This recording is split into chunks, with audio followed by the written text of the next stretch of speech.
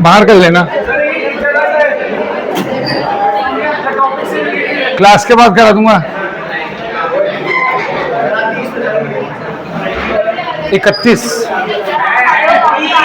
अरे तो मेरी बात सुनो, पूरी बात तो सुन लो। 5 बजे शार्प छोड़ दूंगा मैं। पूरी बात सुनते नहीं, पहले से ऐसे बुरा मान जाते, पहले ही बुरा मान जाते आप लोग। तो मैं कह रहा हूँ कि 5 o'clock पे आपकी छुट्टी कर दूंगा। आप अगर चुपचाप होकर पढ़ेंगे तो, चुप रह के पढ़ेंगे तो 5 बजे आपकी छुट्टी हो जाएगी।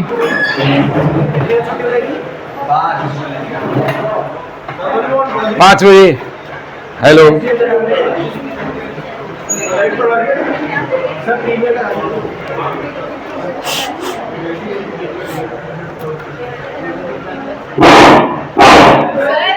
Hello hello hello hello hello hello hello. ठीक है क्या? इतनी आवाज सही है क्या? नारेबाजी हो जाएगी, सब हाथ से हो जाएगी ना, और सीपी लास्ट सीपी सब हो जाएगा। चलो आ जाओ।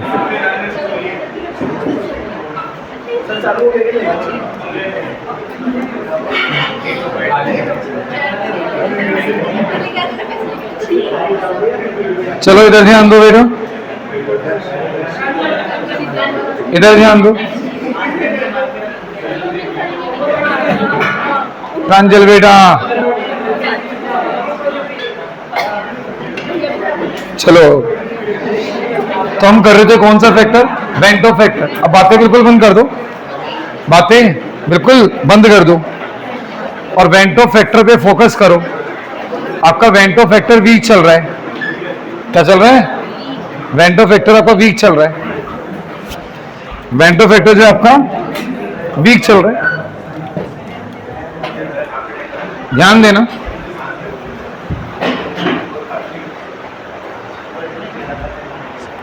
वेंटो फैक्टर वीक चल रहा है। संदीप एक नोट ला देना। अच्छा ये आता है क्या आपको? राज मल्होत्रा इन वाराणसी, राज मल्होत्रा इन वाराणसी, ये कल कर रहे थे हम 11th क्लास में, तो मैंने आप लोगों को मिस तो काफी किया था वैसे। उस टाइम पे मैंने बासु बेटा को बहुत मिस किया था इसमें।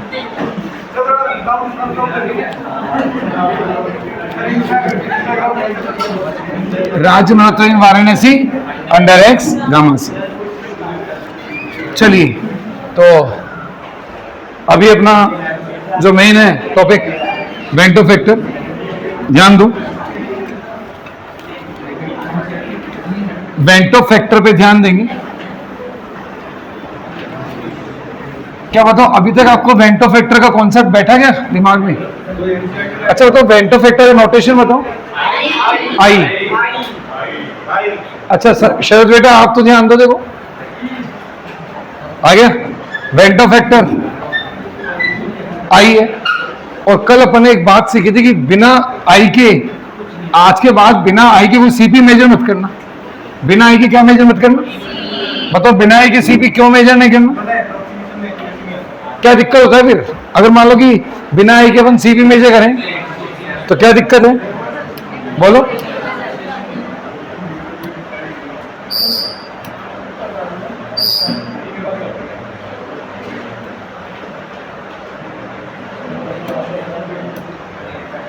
बिना आई के अगर अपन सीपी मेजर करें तो प्रॉब्लम क्या है? सीपी का आंसर सही नहीं आएगा। बिना आई के अगर सीपी मेजर करें तो सीपी का आंसर सही नहीं आएगा। क्या हमेशा गलत आएगा?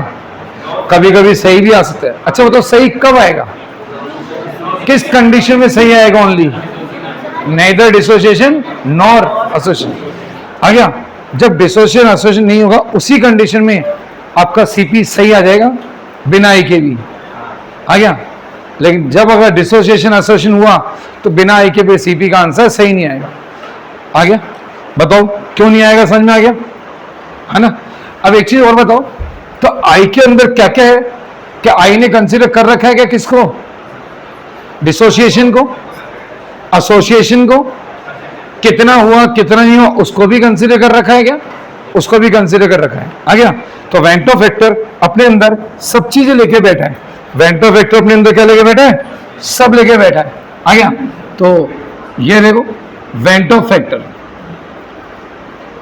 वेंट ऑफ फैक्टर क्या क्या प्रॉब्लम्स हो रही थी जरा देखना। वेंट ऑफ फैक्टर इसको अपन आई से डिनोट कर रहे हैं। प्रॉब्लम क्या चल रही थी जब हम थ्योरेटिकल सीपी तैयार करते थे, देखो क्या तैयार करते थे, थ्योरेटिकल सीपी, ध्यान है, जब हम थ्योरेटिकल सीपी तैयार करते थे, थ्योरेटिकल कोलिगेटिव प्रॉपर्टी, जब हम थ्योरेटिकल कोलिगेटिव प्रॉपर्टी तैयार करते थे तो वो हर बार सेम नहीं आती थी। लेबोरेटरी में जाए तो ऑब्जर्व सीपी का आंसर कुछ और आ जाता था, ऑब्जर्व सीपी का आंसर कुछ और ही आ जाता था। नहीं आ रही बात समझ? ये ऑब्जर्व सीपी, ये थ्योरेटिकल सीपी, ये कॉपी में, ये लैब में, ये कॉपी में, ये लैब में, ये हर बार इक्वल नहीं आता है, तो फिर हमारा आंसर गलत होता है। तो इसको इक्वलाइज लाने के लिए एक फैक्टर इंट्रोड्यूस किया गया कि आप इस फैक्टर को काम में लो और आपकी सही सीपी को सही कर लें, मतलब जो गलत सीपी है उसको सही कर लें। अब जैसे कि अपन ने डेल्टा टीवी पे काम किया पिछले 3 दिनों से, मतलब पिछले 3 दिनों से किस पे काम कर रहे थे, डेल्टा टीवी। तो मैंने बोला कि डेल्टा टीवी आप थियोरेटिकली मेजर करते थे घर पे करते थे संडे की शाम को, आ रहा नहीं है ना। फिर अब नेक्स्ट डे लेबोरेटरी में भी काम करते थे, लैब में जाके, तो उसको बोलते हैं ऑब्जर्व या फिर एक्सपेरिमेंटल, इसको बोलते हैं थियोरेटिकल या फिर कैलकुलेटेड। तो थियोरेटिकल वाले का दूसरा नाम क्या है, कैलकुलेटेड, थियोरेटिकल या फिर कैलकुलेटेड। अब ये दोनों अगर सही नहीं आ रहे हैं तो आप आई काम में लें, आई को लगाएं, तो थियोरेटिकल वाले को किससे मल्टीप्लाई कर दें, बताओ, थियोरेटिकल सीपी को किससे मल्टीप्लाई कर दें, वेंट ऑफ फैक्टर, इसी को बोला आई को क्या बोला गया है, वेंट ऑफ फैक्टर। तो फिर आपका आंसर सही आएगा क्या, आएगा कि नहीं आएगा? अब बताओ थियोरेटिकल सीपी का जो फॉर्मूला था वो क्या था, मतलब इस डेल्टा टीवी का फॉर्मूला क्या था, एम के बी। आपने डेल्टा टीवी का फॉर्मूला याद किया था M K B, delta TV का पहला फॉर्मूला आपने एम के बी याद किया था। तो जो आप बना रहे थे अभी पिछले 2 दिनों से, क्या बना रहे थे, डेल्टा टीवी जब आप बनाते थे घर पे तो आंसर आता था 0.52। तो ये 0.52 केल्विन जो आंसर आ रहा था वो कौन सा फॉर्मूला अप्लाई करने से आ रहा था, मतलब एम के बी से आ रहा था क्या वो एम के बी से आ रहा था, नहीं आ रहा था, वो एम के बी अप्लाई करने से आ रहा था। तो ये जो थियोरेटिकल था वो ये था, ये थियोरेटिकल एम के बी वाला, लेकिन इसमें क्या और लगाओ, आई और लगाओ, तब ये बन जाएगा असली वाला, सही वाली ऑब्जर्व, मतलब सही सीपी आएगी किसके साथ, आई के साथ। इसलिए अब से डेल्टा टीवी का फॉर्मूला क्या बन जाएगा, आई एम के बी, क्या बनेगा, आई एम के बी। और अब ये आई आपको सारी सीपी में लगाना चाहिए, हर सीपी में लगेगा भी। बताओ फर्स्ट सीपी का फॉर्मूला बताओ, आर एल वीपी का फॉर्मूला आप बताओ क्या बन जाएगा, R L VP equals to I X B. बताओ आई एक्स बी बनेगा नहीं बनेगा, आई एक्स बी बन गया, सही है, आ गया। सेकंड सीपी बताओ डेल टीवी, डेल टीवी का फॉर्मूला क्या बनेगा, आई एम के बी, आ गया। बताओ third CP del T F, इसका फॉर्मूला क्या बनेगा, आई एम के एफ, आ गया। और fourth CP pi equals to, बताओ क्या बनेगा, आईसीआरटी, एनसीआरटी के आईसीआरटी, आईसीआरटी।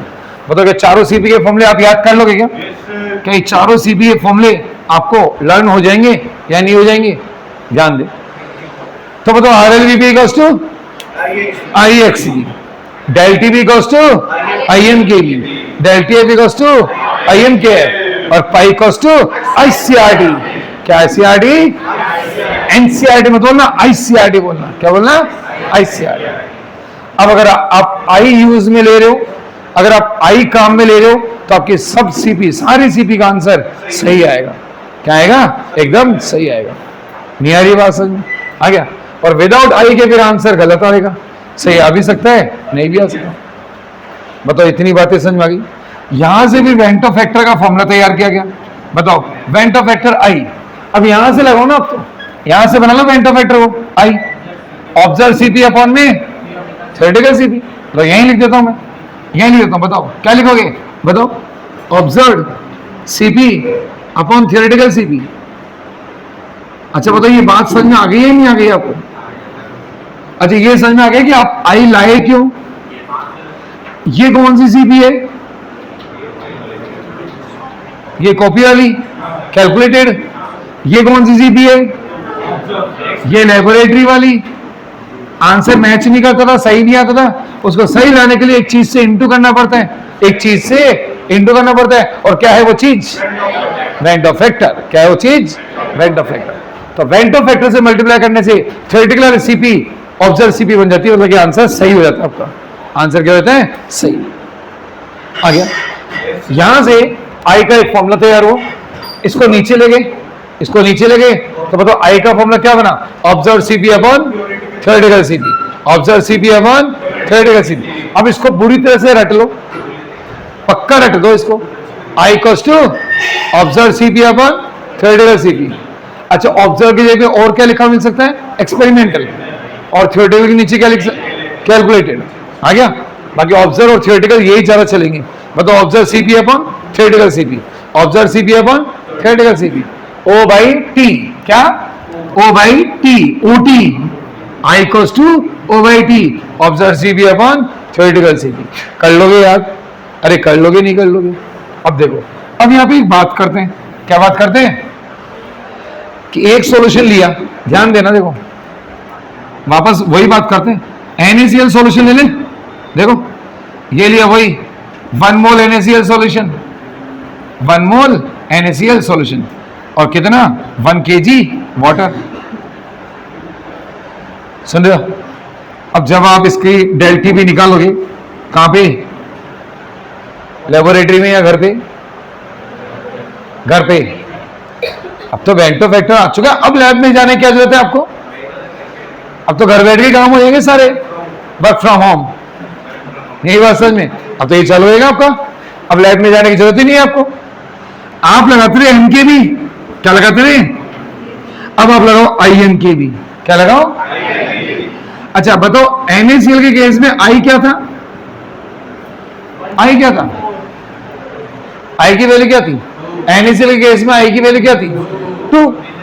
आई की वैल्यू 2 थी क्या, कैसे पता चला कि आपको कि आई की वैल्यू 2 ही है।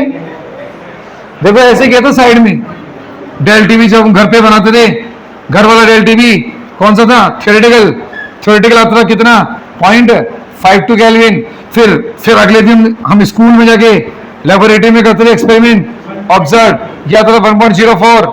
आ गया, बोला आ रहा ही नहीं आ रहा, ये थ्योरेटिकल, ये ऑब्जर्व। अब दोनों का रेशियो कर लिया, आई के लिए क्या करोगे, ऑब्जर्व सीपी अपॉन, अरे बोलो तो सही, observe CP upon theoretical CP, बोलो, बोलोगे नहीं, observe CP upon theoretical CP बोलोगे नहीं, मुंह खोलोगे नहीं, मुंह खोलो, ऐसे नहीं, मुंह खोलो, मुंह खोलो, बोलो observe CP upon, observe CP upon, observe CP upon, observe CP upon, observe क्या है 1.04, थ्योरेटिकल क्या आ रहा था 0.52, आई की वैल्यू क्या आई 2, ऐसे करके आई की वैल्यू 2 आई है, ये 2 आ गई। आपको बता दीजिए, अब से आप 2 से मल्टीप्लाई करना, आप 2 से मल्टीप्लाई करना, आपका आंसर सही आएगा।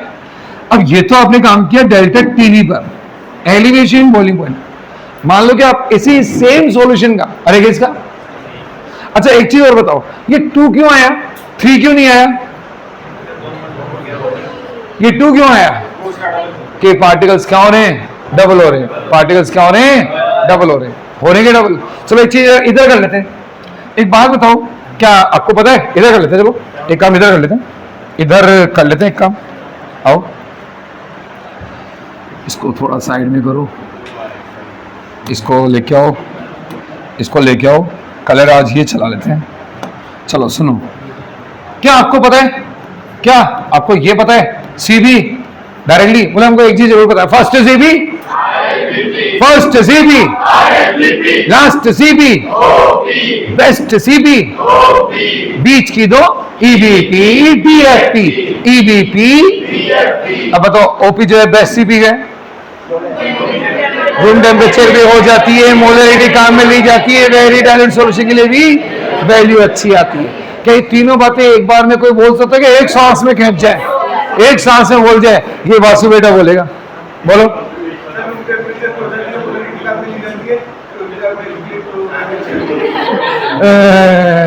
और भाई, और कोई जो तीनों बातें एक ही सांस से बोल रहे, अंजय बेटा आप बोलो।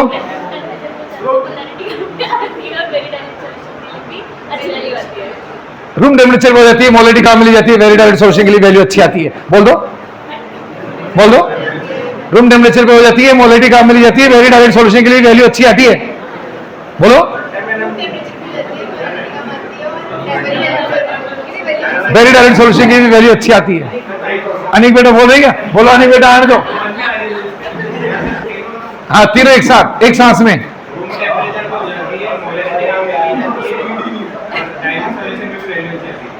वेरी डायरेक्ट सोल्यूशन के लिए वैल्यू अच्छी आती है।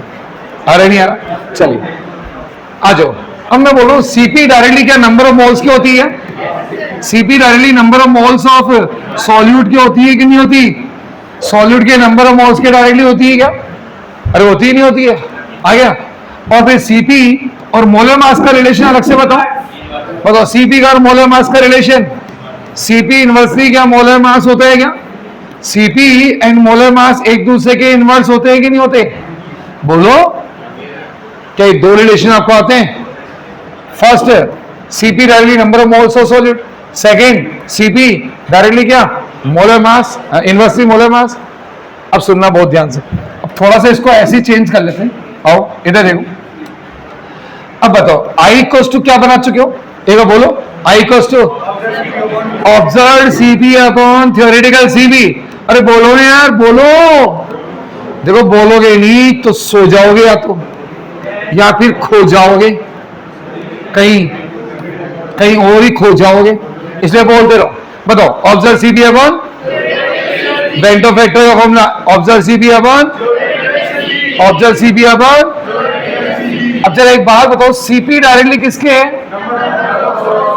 क्या CP directly number of moles के है क्या? तो मैं चाहता हूं कि यही रेशियो, यही वेंटो फैक्टर का फॉर्मूला नंबर ऑफ मोल्स की टर्म्स में लिखना चाहता हूं। तो क्या करेंगे आप? इसको डायरेक्टली में क्या करेंगे? आप इसके डायरेक्टली में लिखना चाहोगे ना कुछ? बताओ सीपी के डायरेक्टली में क्या लिखोगे? Number of moles. तो ऑब्जर्व सीपी के डायरेक्टली में कौन सा लिखना? Observe number of moles. अरे आता है क्या आपको? Observe number of moles. सुन रहे हो क्या? और इसके सामने कौन से लिखना? Theoretical number of moles. यही लिखोगे क्या?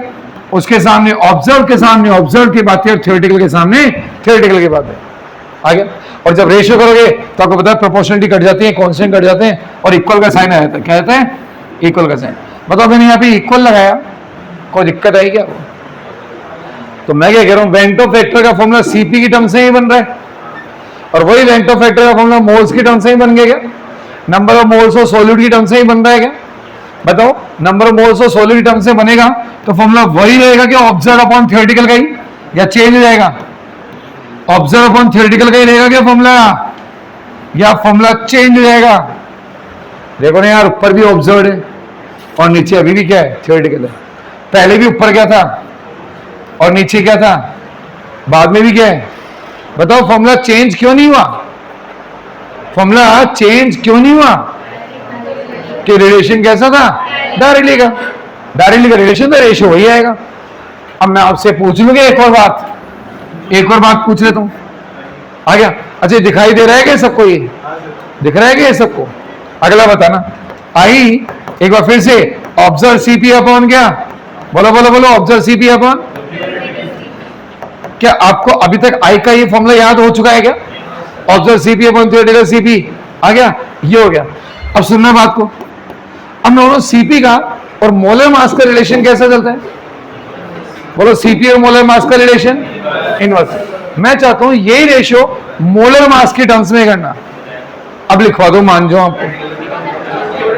यही रेशियो मैं चाहता हूं मोलर मास के टर्म्स में लिखना। बताओ कैसे लिखूं? ये लो लिखो, मोलर मास में लिखो यही फॉर्मूला। बोलो क्या लिखूं? ऊपर लिख देना थ्योरेटिकल मोलर मास। अरे कौन सा molar mass? Theoretical molar mass. और नीचे कर देना कौन सा molar mass? Observed molar mass. बताओ ऐसा क्यों? बताओ ऐसा क्यों? सुन रहे हो क्या? अब ध्यान दो। यहां आपने किस किस का रेशियो कर रखा है? Observe upon. अरे किसका रेशियो कर रखा है? Observe upon theoretical. यहां भी किसका रेशियो कर रखा है? लेकिन यहां रेशियो पलट कैसे गया? थ्योरेटिकल ऊपर आ गया और ऑब्जर्व नीचे आ गया। थ्योरेटिकल ऊपर, ऑब्जर्व नीचे। उल्टा क्यों हो गया? क्योंकि सीपी और मोलर मास एक दूसरे क्या चल रहे हैं? इनवर्सली। और सीपी और number of moles of solute क्या चल रहे थे? डायरेक्टली। तो मोल्स की टर्म से तो वही रेशियो है, लेकिन मोलर मास की टर्म से वही रेशियो उल्टा हो जाएगा। क्या आ गई क्या बात है समझ में? क्या सीपी वेंटो फैक्टर के 3 फॉर्मूले बन चुके हैं?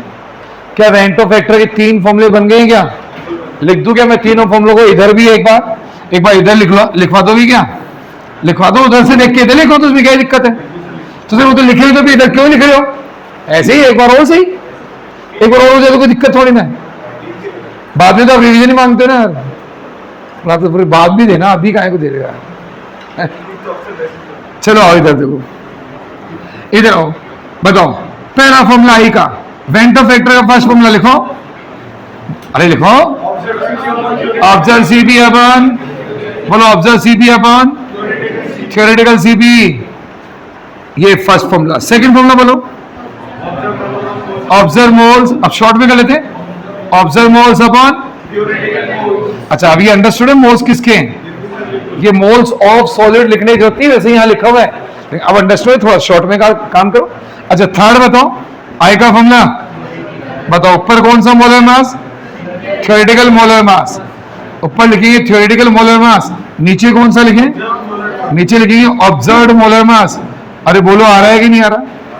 अच्छा ये 3 फॉर्मूले बनाए, बात लेकिन एक ही है, आई की वैल्यू किसी से भी निकालो एक ही बात आएगी, क्योंकि सब कहीं ना कहीं सीपी से तो रिलेट कर रहे हैं। अब लेकिन मैं कुछ और चीजें पूछना चाहता हूं, बताओ ये बताओ मुझे कि ये ऑब्जर्व नंबर ऑफ मोल्स कौन से होते हैं और थ्योरेटिकल नंबर ऑफ मोल्स कौन से होते हैं? थ्योरेटिकल मोल्स तो कौन से होते हैं और ऑब्जर्व कौन से होते हैं? ये बता दो, ये बता दो, मान जाओ आपको। थ्योरेटिकल तो जो आपके हाथ में घोलने से पहले, डिसोल्व करने से पहले, अभी तक भी नहीं आया क्या आपको थ्योरेटिकल कौन से होते हैं? घोलने से पहले जो सॉल्यूट के मोल्स हैं, जो आपके हाथ में जो भी सॉल्यूशन में नहीं है, जो आपने उठाए चमचे में भर के, चमचे में आपने ले रखे हैं, भी घोला नहीं है चमचे से ऐसे, तो चमचे में उठा लिया 1 मोल, घोलने के बाद हो गया 2 मोल, वो जो 2 मोल हो गया वो क्या है? ऑब्जर्व। और जो चमचे में वो कितना? थ्योरेटिकल। तो जो हाथ में जो बिफोर मिक्सिंग है, अभी बोल रहा हूं ध्यान दे लो, ये कौन से हैं? Before mixing. ये कौन से हैं? After mixing. आ गया? बताओ है कि नहीं?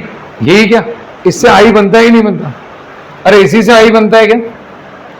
बोलो आ रहा ही नहीं आ रहा? अब मैं एक चीज पूछूंगा, बहुत ध्यान से सोच समझ के आंसर देना। NaCl है, NaCl के बताओ, अगर मैंने पहले 1 मोल लिए तो ये कौन से मोल है? इनका नाम रखो, इस 1 मोल का नाम रखो।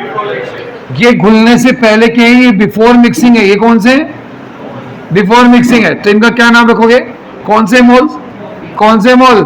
Theoretical moles. अरे कौन से मोल्स है ये थ्योरेटिकल मोल्स है। कौन से मोल? थ्योरेटिकल मोल। ये कौन से मोल्स हैं? थ्योरेटिकल। अच्छा अंदर जाने के बाद ये 2 में डिसोशिएट हो जाएंगे और 2 मोल्स बना लेंगे, ये क्या बन जाएंगे?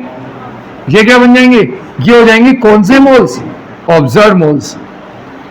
बताओ अभी भी क्लियर हुआ कि नहीं हुआ? थ्योरेटिकल मोल्स, ऑब्जर्व मोल क्लियर हुए कि नहीं है? अच्छा एक बात बताओ, अभी जब आप डेल्टी भी मेजर कर रहे हो, एलिवेशन बॉइलिंग पॉइंट वाली प्रॉपर्टी मेजर कर रहे हो, कौन सी प्रॉपर्टी मेजर कर रहे हो? तो आई की वैल्यू कितनी रख रहे हो? बोलो कितनी रख रहे हो? 2 रख रहे हो ना? आई की वैल्यू 2 रख रहे हो। अगर मान लो मैं बोलता हूं अगर डेल्टी भी मेजर नहीं करते, अच्छा आई की वैल्यू 2 क्यों आई? 2 क्यों आई? चलो इस फॉर्मूले में लगा लो, इस फॉर्मूले में लगा लो आई की वैल्यू। पहले के मोल लगाओ यहां से, पहले का मोल बताओ, थ्योरेटिकल मोल कितने हैं? 1। ऑब्जर्व कितने हैं? इसलिए आई की वैल्यू क्या आई? इसलिए आई की वैल्यू 2 आई। नहीं आई बात सुन यार, आपको आया नहीं? अब ऑब्जर्व मोल डबल ही है ना। अब मैंने मान लो डेल्टी भी निकाला, डेल्टी भी जो पे अगर मान लो अपन इसका डेल्टी एफ निकाल रहे होते, डिप्रेशन फ्रीजिंग पॉइंट कर रहे होते, तब आई की वैल्यू क्या रखते? तब आई की वैल्यू क्या रखते? तब भी 2 रखते। क्यों? कि ये तो टूट ही रहे ना यार, ये तो 1 मोल टूट के 2 मोल ही बना रहे। अब आप चाहे इसका बॉइलिंग पॉइंट निकालो, चाहे अब आप इसका फ्रीजिंग पॉइंट निकालो, चाहे आप इसका वेपर प्रेशर मेजर करो, इसकी मोल तो 2 ही है ना।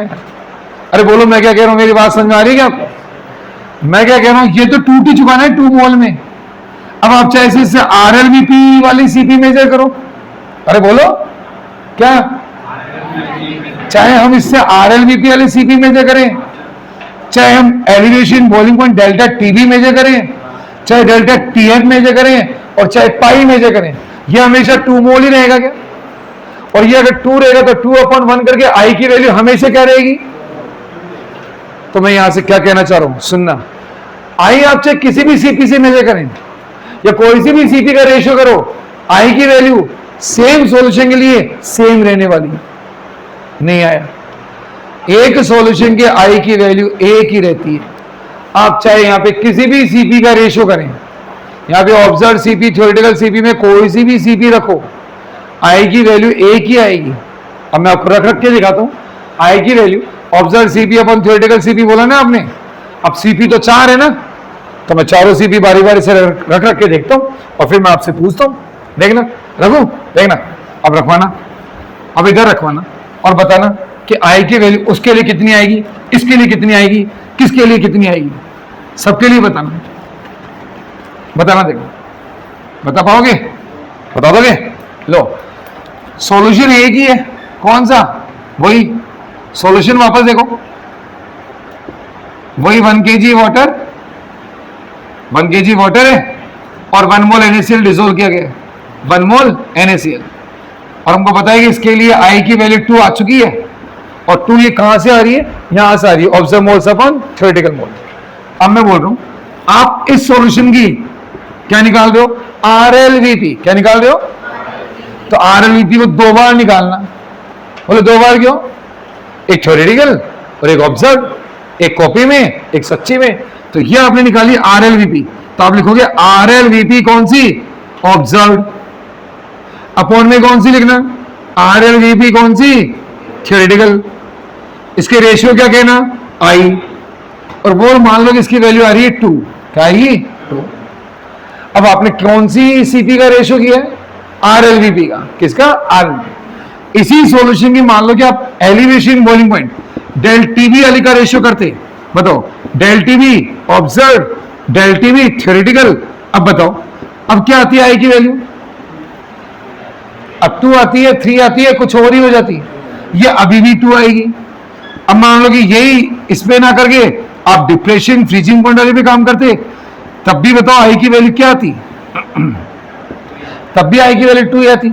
और अगर आप ऑस्मोटिक प्रेशर पे काम करते, पाई ऑब्जर्व्ड अपॉन पाई थ्योरेटिकल, तब भी आई की वैल्यू क्या आती? 2 ही आती। बता सकते हो आई की वैल्यू हर बार 2 ही क्यों आ रही है? क्योंकि मैं तो ये देख रहा हूं ऑब्जर्व मोल डबल हो चुके हैं। अब वो डबल तो हो ही चुके नहीं यार। अब आप चाहे उससे RLVP बनाओ, चाहे EBP बनाओ, चाहे DFP बनाओ, और चाहे बेस्ट सीपी OP बनाओ, सारे डबल होके आएंगे। नहीं आ रही बात समझ? तो सेम सॉल्यूशन के लिए फॉर ए पर्टिकुलर सॉल्यूशन आई की वैल्यू क्या आएगी? सेम ही आएगी। चाहे किसी भी सीपी के रेशियो करके लेके आओ, किसी भी सीपी के रेशियो से आप चीज बनाओ, सेम ही आएगी। नहीं आ रहा? अरे आ रहा है कि नहीं आ रहा? आई की वैल्यू हमेशा क्या रहती है? फॉर ए सेम सॉल्यूशन क्या रहती है? आई की वैल्यू सेम रहती है।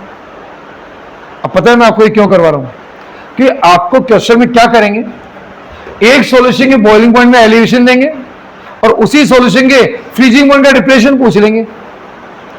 क्या पूछ लेंगे? फ्रीजिंग पॉइंट का डिप्रेशन पूछ लेंगे, उसी सेम सॉल्यूशन का। आ गया? तो अब आपको क्या करना पड़ेगा? आई इक्वल्स टू आई करना पड़ेगा।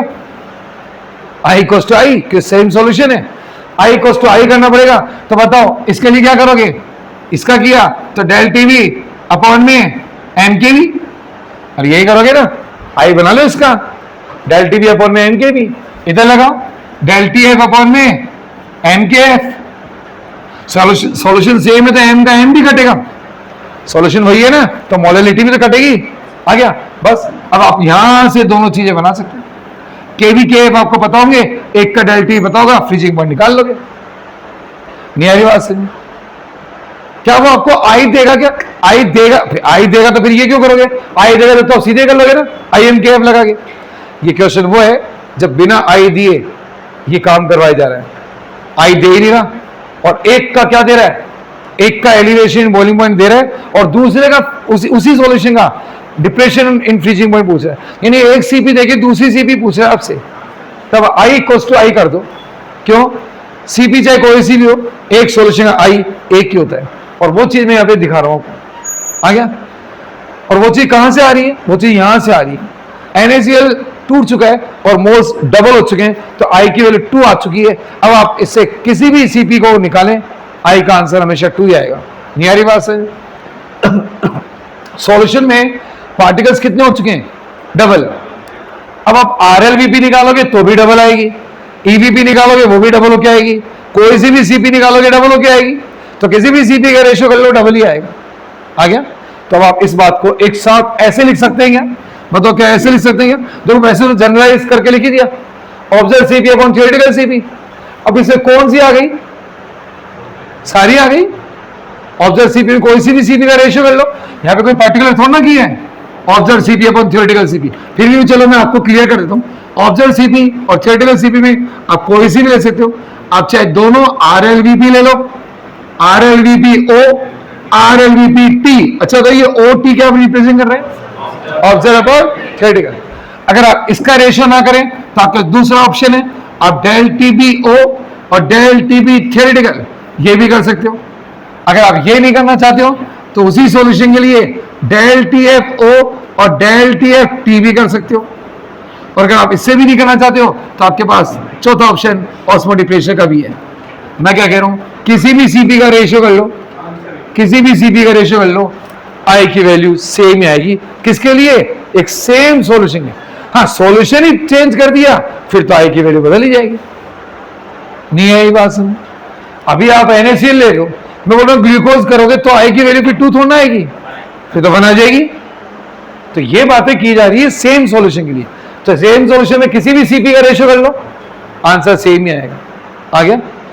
और क्या ये कोलिगेटिव प्रॉपर्टी के मॉडिफाइड फॉर्मूले आ गए हैं क्या आपको? क्या ये मॉडिफाइड वाले फॉर्मूले आ गए? अब आज के बाद ध्यान रख लेना, बिना आई के कोई भी सीपी नहीं बोलनी है आपको, बिना आई के कोई सीपी नहीं होती।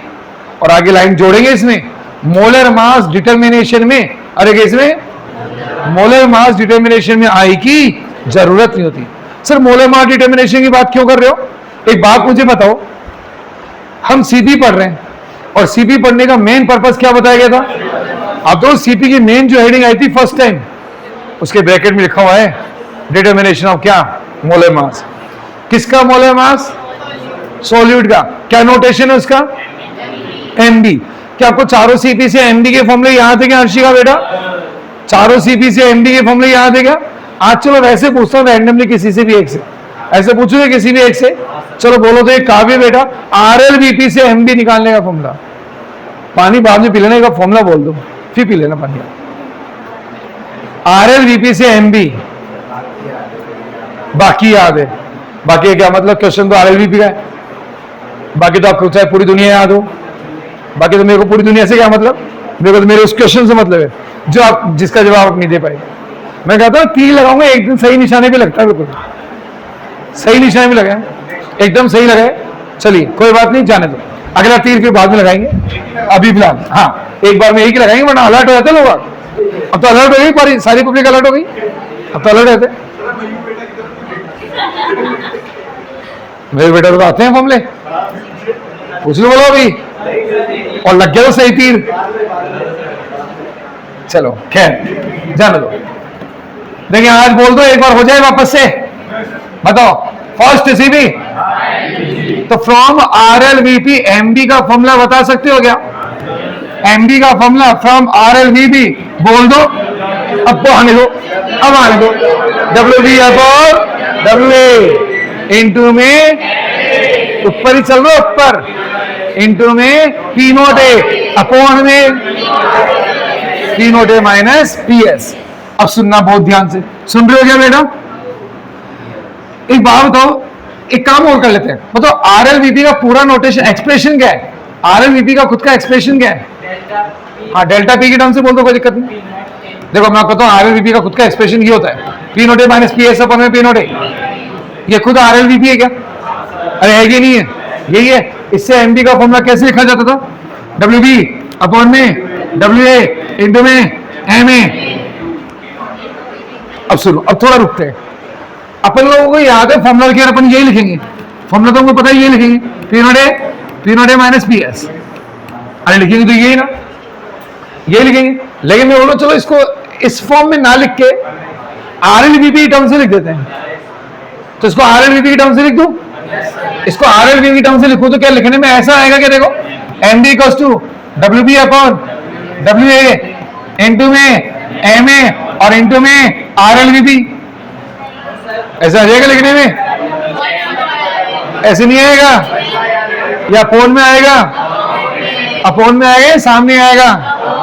भाई साहब सामने नहीं आएगा, नीचे आएगा इन्वर्सली में। क्या आएगा? इन्वर्सली में। आपको समझ में आ गया? तो W B upon W A into M A upon R L V, ऐसे भी आप इसको याद रख सकते हो। आ गया ये एम डी का पहला formula R L V P से। अब आ तो सेकेंड फ्रॉम किससे? ईबीपी। बताओ ईबीपी से एमडी, ईबीपी से एमडी, जल्दी से बोल दो। कब? छोटा डब्ल्यू बड़ा डब्ल्यू किसमें? हजारों में खेलो। क्या बताओ आ गया क्या? अरे आया कि नहीं आया?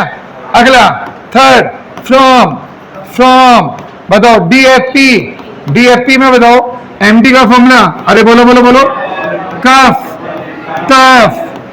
तफ छोटा डब्ल्यू बड़े डब्ल्यू किस में खेलना?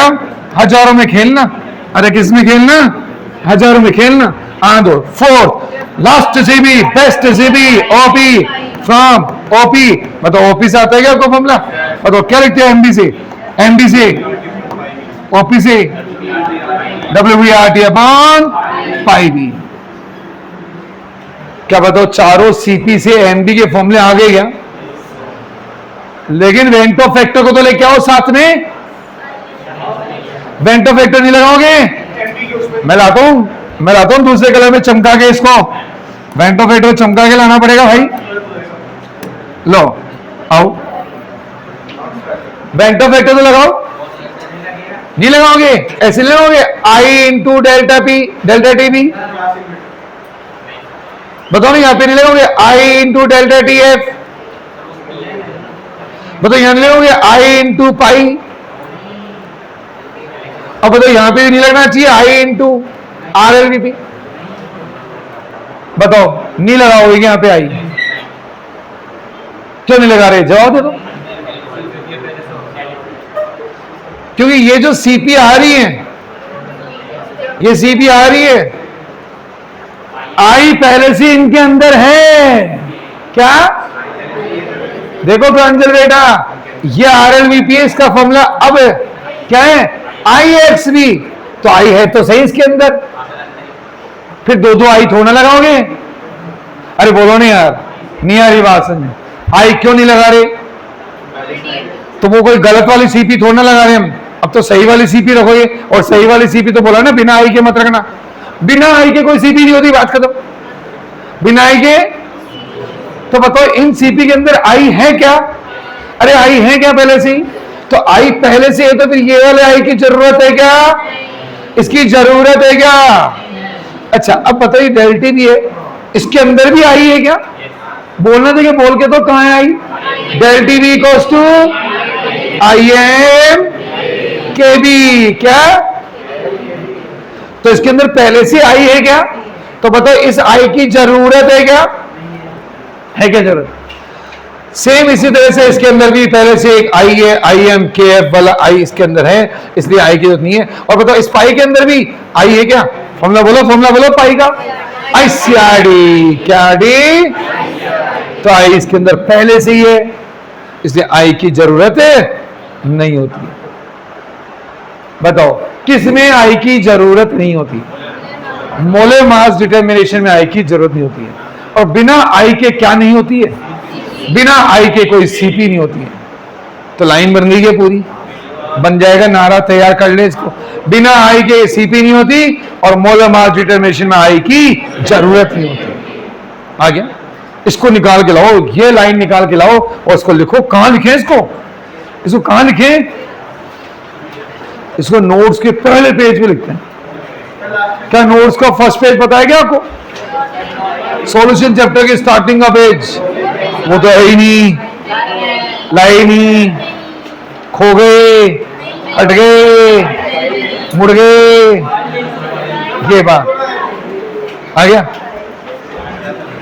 देखो बेटा, ऐसा लिखो, ऐसा लिखो, अब ऐसा लिखो, अब लो लिखो, अब लिखो, ध्यान दो और लिखो। क्या लिखे? देखना, ऐसे लिखना, ऐसे लिखना, बिना आई के, बिना आई के कोई, बिना आई के कोई सीपी नहीं होती, बिना आई के कोई सीपी नहीं होती। ऐसा बोलते हैं कोशिश करने वालों की हार नहीं होती। आ रहा नहीं आ रहा? वैसे बोलो, बिना आई के कोई सीपी नहीं होती। और मोलर मास डिटर्मिनेशन में, अरे किसमें? और मोलर मास डिटर्मिनेशन में, किसमें? मोलर मास डिटर्मिनेशन में, मोलर मास डिटर्मिनेशन में आई की जरूरत नहीं होती, आई की जरूरत नहीं होती। बिना आई के कोई सीपी नहीं होती, बिना आई के कोई सीपी नहीं होती, और मोलर मास में आई की जरूरत नहीं होती। बिना आई के कोई सीपी नहीं होती, मोलर मास में आई की जरूरत नहीं होती। अब ये आपको अच्छे से याद करानी है मुझे। ये पंच लाइन याद करवानी मेरे को आपको। हाँ बिल्कुल ऊपर लिखो जिनके पास नोट्स हैं। देखो, हाँ बिल्कुल सही जो लिखो। एक बार देखा ना बेटा, समझिए बेटा, एक बार देखना, देखो यहां लिखो, देखो सोल्यूशन, और ये नीचे स्पेस है, सोल्यूशन के जस्ट नीचे यहां लिखो, बड़ा बड़ा यहां लिख लो, बिना आई की कोई सीपी नहीं होती, मोलर मास में आएगी, सॉल्यूशंस के जस्ट नीचे। आ गया? आ रहा नहीं आ रहा? फिर दिमाग में लिख लो, फिर आप ये लो। अब ये जो आपने लिखा बिना आई की कोई सीपी नहीं होती, इसी की सिमिलर एक लाइन और है, पुरानी लाइन है, पुरानी लाइन काइनेटिक्स में करा रखी है। बोल दो कि किसी को याद हो, बिना कोफिशिएंट के आर नहीं होती, और आर डी में कोफिशिएंट की जरूरत नहीं होती। चलो मैं लिख देता हूं, आपको याद है, बहुत अच्छी बात है, लिख देता हूं मैं यहाँ पे, लिख देता हूं मैं यहाँ पे। लो आओ, बताओ काइनेटिक्स की लाइन, काइनेटिक्स की लाइन क्या है? बिना कोफिशिएंट, बताओ बिना कोफिशिएंट के क्या नहीं होती? बिना कोफिशिएंट के आर नहीं होती। ये आर क्या है? Rate of reaction. बिना कोफिशिएंट के आर नहीं होती, और किसमें किसकी जरूरत नहीं होती? ROA और ROD में। ROA और ROD की फुल फॉर्म बताओ। वेरी गुड, आपका कोर्स कंप्लीट, कोर्स कंप्लीट कर दिया इन्होंने। अरे देखो अनिक बेटा, कोर्स कंप्लीट हो गया, आपका ध्यान पता नहीं किधर है, तो कोर्स पूरा हो रहा है। ROA की full form rate of association, rate of dissociation, बताओ rate of appearance, rate of disappearance. आ गया? रेट ऑफ अपीरियंस, कोई बात नहीं, बिना कोफिशिएंट के आर नहीं होती, ROA और ROD में कोफिशिएंट की जरूरत नहीं होती। सेम लाइन बनी है बिल्कुल, दोनों चैप्टर में सेम लाइन निकाली गई है, और दोनों लाइनों का मतलब अब तक आपको समझ में आ गया होगा, जिन्होंने काइनेटिक्स भी पढ़ रखा है और जो यही पढ़ रहे। बताओ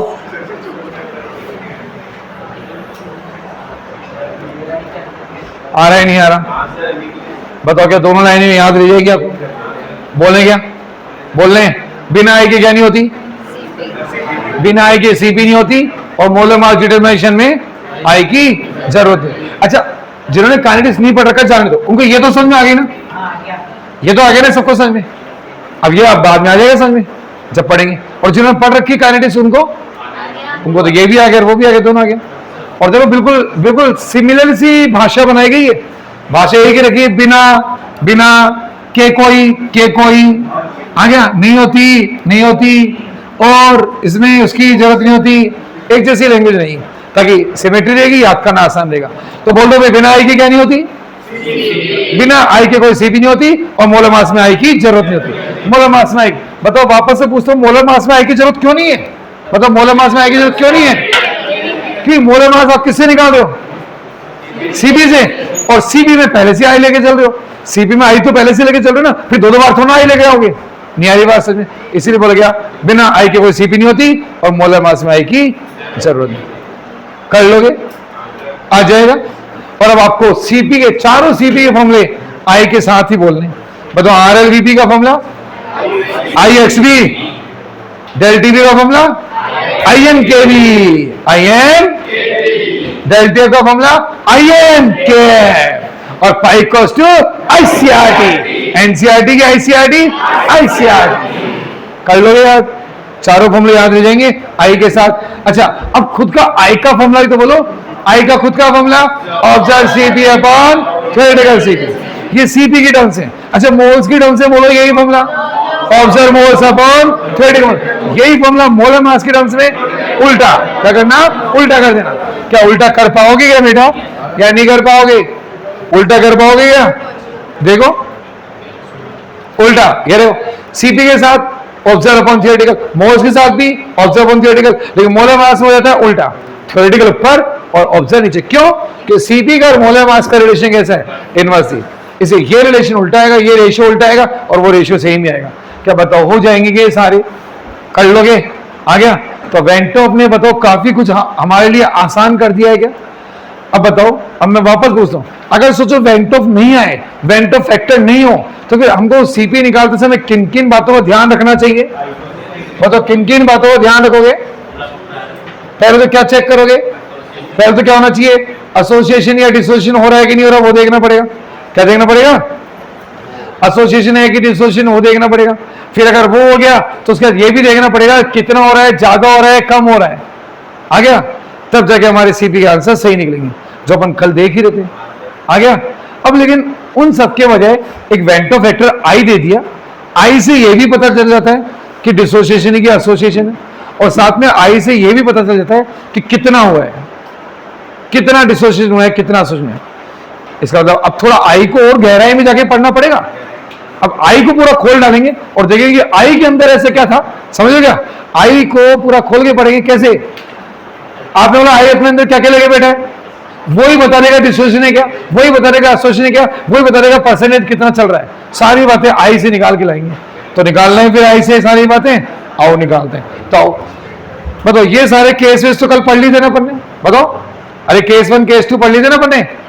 जब कोई डिसोसिएशन एसोसिएशन नहीं होगा तो सब कुछ बराबर चलेगा, और डिसोसिएशन होते ही चीजें क्या हो जाएगी? बदल जाएगी। अब आपको आना चाहिए इस पे, वेंटो फैक्टर पे आना चाहिए। कहाँ आना चाहिए?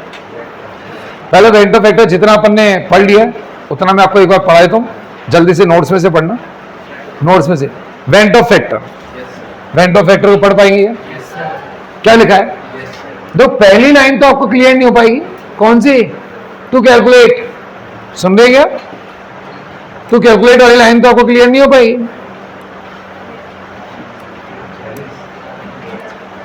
बोलो, आ गया? क्या कह रहे हैं? टू कैलकुलेट एक्सटेंड ऑफ, इसको छोड़ दो अभी, हो गया? फैन ऑफ करना है। हाँ भाई, आप तो सीधे यहां से आए, ये जो लिखा है ना ये अभी थोड़ा रुक के समझ में आएगा भाई। कौन सा? ये वाली लाइन अभी थोड़ा रुक के समझ में आएगी। आप तो सीधे डेफिनेशन पे हो, डेफिनेशन ऑफ वेंटो फैक्टर। बताओ क्या बोलोगे? बोले मैं तो observe CP upon theoretical CP याद कर रखूंगा, बाद में डेफिनेशन खुद बना दूंगा। देख लो वही लिखा है, द रेशियो। अरे किस चीज का रेशियो? एक्सपेरिमेंटल या ऑब्जर्व सीपी का रेशियो किसके साथ कर लो? थ्योरेटिकल के साथ कर लो, वही वेंटो फैक्टर कहलाता है। अरे ऑब्जर्व सीपी और थ्योरेटिकल सीपी का रेशियो ही क्या कहलाता है? Vento factor. मतलब डेफिनेशन रटोगे क्या? याद ही होगी। और ये लिखा इसका formula observe CP upon theoretical CP, ये शॉर्ट में लिख दिया, शॉर्ट में। अब देखो ये क्या कर रखा है, बताओ ये क्या कर रखा है? ये क्या किया? ये क्या किया गया? ये पूरा ये क्या करके दिखाया गया? ये करके दिखाया क्या? ये वाला देखो इधर, ये वाला क्यों करके दिखाया कि आप वेंटो फैक्टर को किसी भी सीपी के रेशियो करके निकाल लो, किसी भी सीपी के रेशियो से वेंटो फैक्टर निकालो, सीपी का आंसर सेम आएगा। क्या आएगा? सीपी का नहीं, वेंटो फैक्टर का आंसर, वेंटो फैक्टर का आंसर क्या आएगा? सेम आएगा। लेकिन किसके लिए? यहां लिखा है क्या? देखो यहां पे कुछ लिखा है, क्या लिखा है? For a particular solution. एक पर्टिकुलर सॉल्यूशन के आई की वैल्यू कांस्टेंट रहती है, सेम ही रहती है। आप चाहे किसी भी सीपी का रेशियो करके निकालें, चाहे वो आरएलवीपी से निकाले, चाहे वो ईबीपी से निकाले, चाहे वो डीएफपी से निकाले, और चाहे वो ऑस्मोटिक प्रेशर से निकाले। अरे चारों सीपी से निकाला जा रहा है। अरे बोलो बेटा, चारों सीपी से निकाला जा रहा है, रेशियो कहीं से भी करो बराबर आएगा। आ गया। और इसके बाद में इनको मॉडिफाई करके और ये फॉर्मूले बनाए गए, ये आपको आ चुके हैं। IMKF, IMKB, कोई दिक्कत नहीं, इसके नीचे है। अरे आगे के वाले फॉर्मूले IMKB, IMKF, ये तो क्लास में याद हो जाएंगे। अब तो नेक्स्ट आओ, बताओ ये क्या लिखा है? आई का ये कौन सा फॉर्मूला लिख दिया? ये मोल्स की टर्म्स में। अरे ये कौन सा फॉर्मूला लिख दिया? मोल्स की टर्म्स में। किसकी टर्म्स में लिख दिया? मोल्स की। Observe number of moles upon theoretical moles. और ये कौन सा लिख दिया? तो इस बार ऊपर कौन पहुंच गया? थ्योरेटिकल मोलर मास की टर्म्स में मोलर मास ऊपर पहुंच जाएगा और ऑब्जर्व नीचे आ जाएगा। बोलो आया कि नहीं आया? फिर आ ही नहीं रहा, बोलो कोई दिक्कत इनमें। और इसी को नेक्स्ट पेज पे लेके, नेक्स्ट पेज पे इसको MT अपॉन एमओ कर दिया। इसको क्या कर दिया? MT upon MO. देखो इसको MT अपॉन एमओ कर लिया गया। MT मतलब थ्योरेटिकल मोलर मास, और एमओ मतलब ऑब्जर्व मोलर मास। इतनी बातें समझ में आ गई क्या? अब आगे कुछ और बातें पूछ लो क्या? ऐसे बताना, क्या आप बता सकोगे? बताना। केस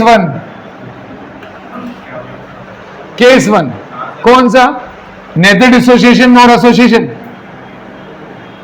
बताओ अगर डिसोसिएशन एसोसिएशन कुछ नहीं हो रहा और फिर आपसे पूछ रहे हैं कि बताओ आई की वैल्यू क्या होगी, तो यहां पूछा करो सीधे, आप तो यहां देखा करो। बताओ अगर डिसोसिएशन एसोसिएशन कुछ नहीं हुआ तो ऑब्जर्व मोल्स और थ्योरेटिकल मोल क्या आएंगे?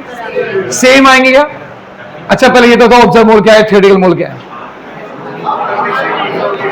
जो हाथ में है वो, और जो घुल गए वो। अब डिसोसिएशन कुछ नहीं हुआ तो हाथ वाले घुल गए सब सेम। अरे बोलो अभी तक भी आपको क्लियर नहीं हो गया? मैं आपको कल से बोल रहा हूं, ये पहले पता होना चाहिए ऑब्जर्व कौन से हैं, थ्योरेटिकल कौन से हैं। ये घुलने से पहले, ये घुलने के बाद, ये बिफोर मिक्सिंग, ये आफ्टर मिक्सिंग। अरे नहीं आया समझ। अब जब डिसोसिएशन एसोसिएशन कुछ हो ही नहीं रहा तो जितने आपके हाथ में उतने अंदर सॉल्यूशन मिलेंगे। अरे जितने हाथ में उतने सॉल्यूशन में, तो जितने हाथ में है उतने ही कहां मिलेंगे आपको? सॉल्यूशन में। तो ऑब्जर्व मोल थ्योरेटिकल मोल दोनों क्या आएंगे? Equal, same. तो आई की वैल्यू बताओ। आई की वैल्यू 1 आती है। आई की वैल्यू क्या आती है? 1।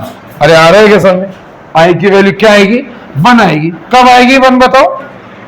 आई की वैल्यू 1, इसका मतलब आई की वैल्यू 1, इसका मतलब नेदर डिसोसिएशन और एसोसिएशन। आई की वैल्यू 1 का मतलब ना ही तो डिसोसिएशन ना ही एसोसिएशन।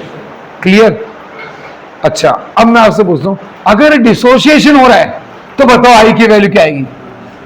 डिसोसिएशन के केस में आई ग्रेटर देन 1, लेस देन 1, बताओ क्या आएगा? क्या डिसोसिएशन केस में आई ग्रेटर देन 1 होगा क्या? क्यों होगा? इधर देखो, क्यों होगा? क्योंकि ऑब्जर्व मोल्स क्या हो जाएंगे? वापस पूछता हूं, ऑब्जर्व मोल कौन से? अंदर जो घुले, थ्योरेटिकल कौन से? जो हाथ में थे। अब हाथ में थे आपका 1 मोल, अंदर घोलने पे वो चीज डिसोशिएट हो गई, टूट गई, तो अंदर उसके पार्टिकल बढ़ गए या कम हो गए?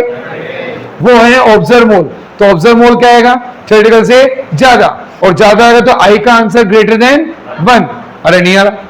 तो आई की वैल्यू बड़ी आएगी, 1 से बड़ी आएगी कब? जब डिसोसिएशन हो जाएगा। जैसे कि अभी NaCl के लिए क्या आई? बोलो NaCl के लिए क्या आई? 2 आई। आएगी नहीं आई? 1 से बड़ी आएगी। अच्छा समझ में आ गया क्यों आ रही है?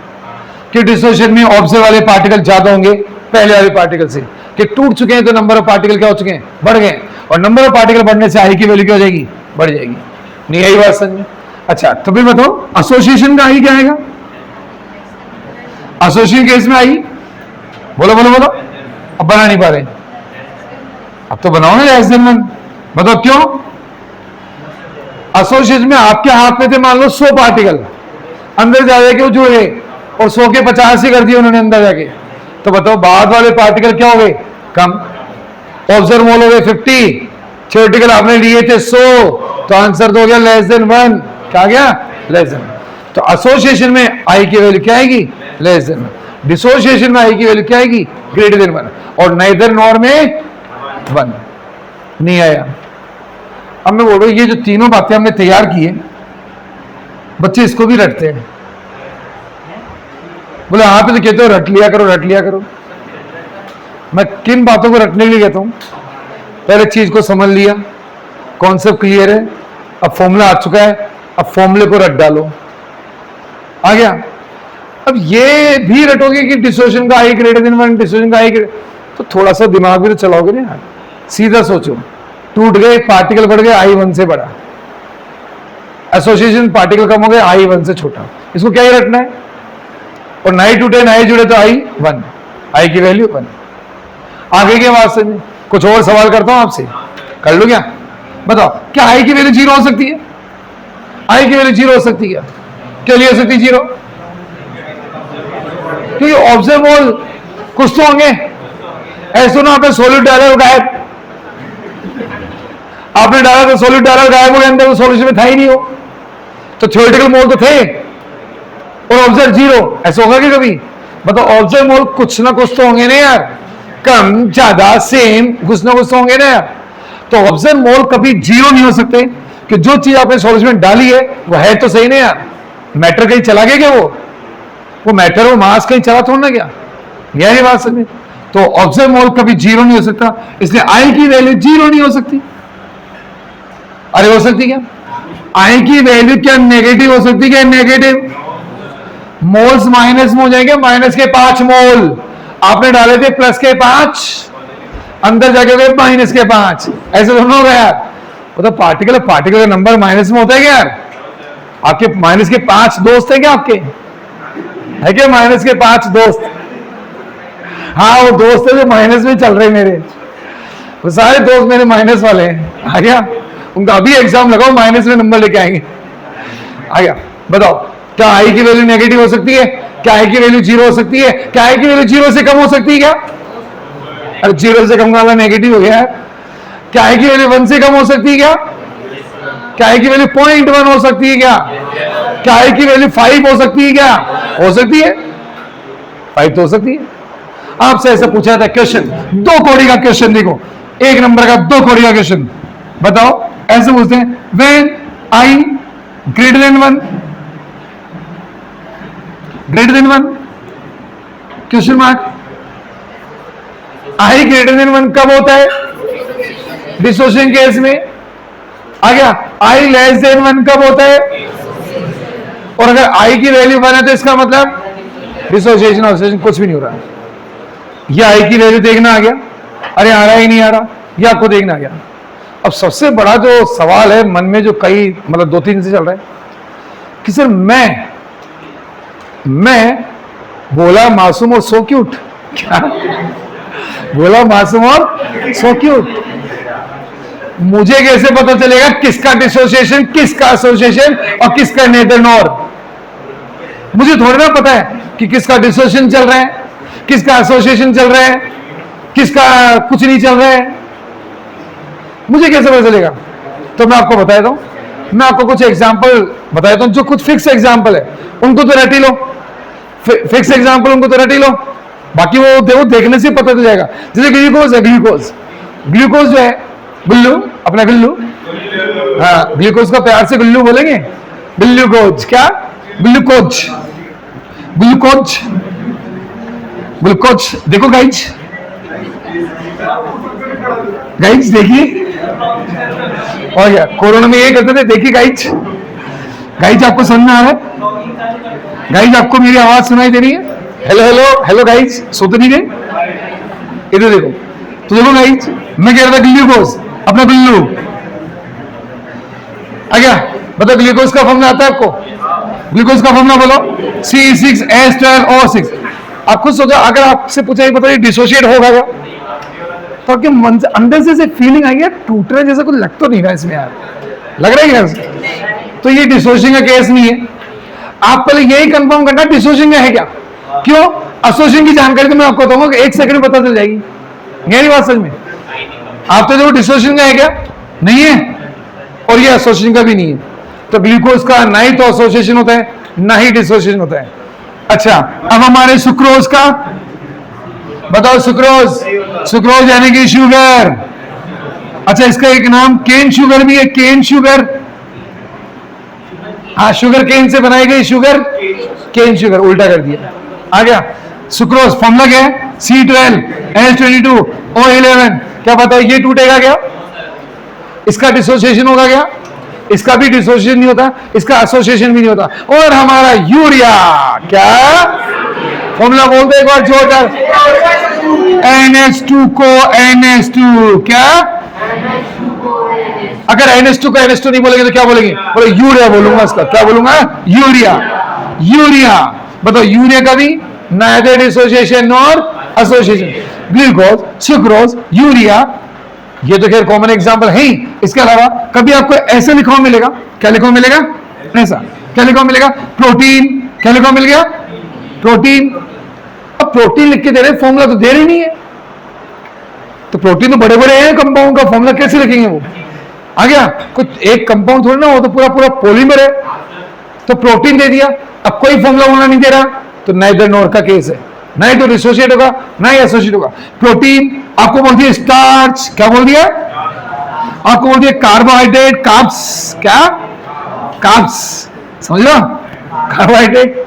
आ गया कार्ब्स, ठीक है। ये बोल दिया, क्वेश्चन में ऐसे बोलेंगे, एक कार्बोहाइड्रेट 1 मोल कार्बोहाइड्रेट को डिसोल्व किया गया इतने पानी में, 1 मोल प्रोटीन का, 1 ग्राम प्रोटीन का, ऐसे बोलेंगे।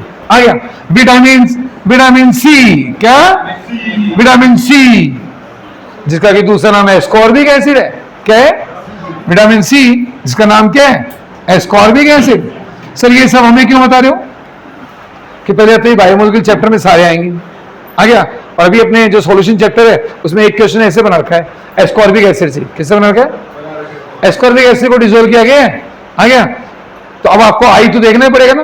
अच्छा, एस्कॉर्बिक एसिड का फॉर्मूला और दिया उन्होंने, एस्कॉर्बिक एसिड का फॉर्मूला भी दिया है। आ रहा है नहीं आ रहा?